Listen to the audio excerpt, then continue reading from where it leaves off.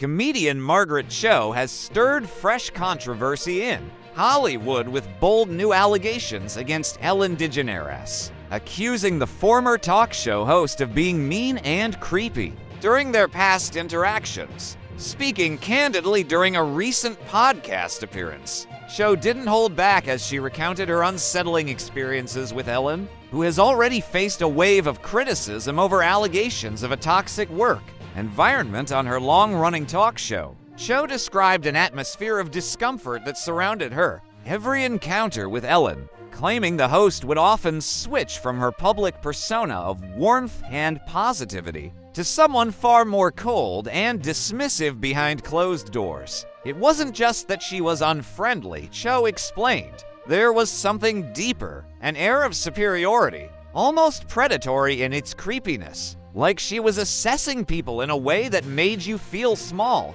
like you were being judged without a word being said. Cho reflected on a specific moment where Ellen's behavior, which initially seemed like dry humor, took on a more cutting edge, leaving her feeling belittled and confused. She said Ellen's comments were often masked as jokes, but carried an unmistakable undertone of condescension and disapproval. It wasn't just sarcasm, it was mean. There was something unnerving in the way she spoke to me, Cho continued. She added that these interactions contradicted everything Ellen publicly preached about kindness and acceptance, especially for members of the LGBTQ+ community, of which both women are prominent figures. For Cho, the disconnect between Ellen's public image and private behavior felt like a betrayal, especially coming from someone considered a pioneer in breaking barriers for queer representation in media. While Cho emphasized that she doesn't seek to cancel Ellen,